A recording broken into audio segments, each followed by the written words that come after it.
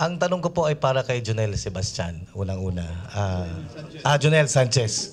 We're very exhausted, Mr. Chairman. We're already interchanging the family names and the first names. Anyway, alam niyo po, hindi ko alam kung napanood niyo yung mga nakarang hearing sa telebisyon.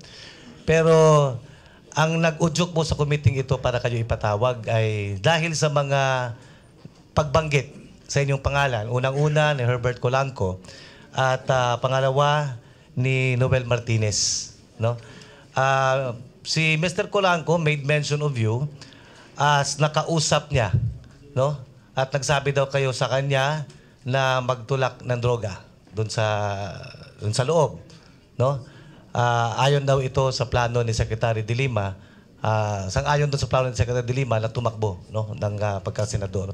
Then nabanggit din po kayo ni Mr. Noel Martinez na sa isang pagkakataon ay kayo ang nagpunta sa Bilibid at nakipagkita kay JB Sebastian para kumolekta po ng pera. So these are the reasons why you were subpoenaed.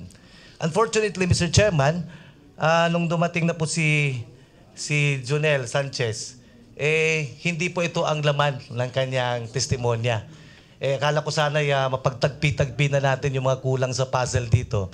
But your testimony is largely, largely revolves around the relationship, between Ronnie Dayan and Secretary De Lima, at may love triangle pa, may kasamang Walter Warren.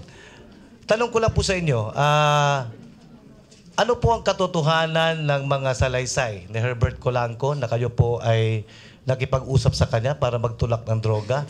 At ang salaysay din po ni Noel Martinez na kayo ay kumulekta ng perang koleksyon mula sa loob galing kay JB Sebastian? Wala pong katotohanan, lahat po yun, sir. So ang sinasabi niyo po ba sa committee ito ay nagsisinungaling po si Herbert Colanco at si Noel Martinez? Opo. Kayo po ang nagsasabi ng totoo, hindi si Colanco at hindi si Martinez? Yes, sir. Pag sinabi po nilang sila ang nagsasabi ng totoo at hindi kayo, kanino na po kami maniniwala ngayon? Kasi hindi po nagkakatugma ang ating mga testimonya. Sa akin lang, sir. So sa inyo kami maniniwala. Kaso ang laman lang po kasi ng testimonya ninyo, relasyon lang eh. Gusto naming mapagtagpi-tagpi yung koneksyon. Doon kayo umiikot lang doon sa love triangle at saka sa love story, no? Itong tatlong personalities.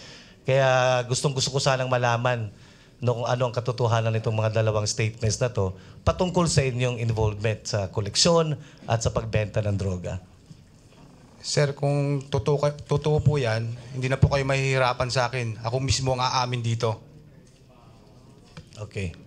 Anyway, that's your word against theirs or their word against yours, no? So, medyo hindi pa nagtutugma ang ating mga testimonya dito.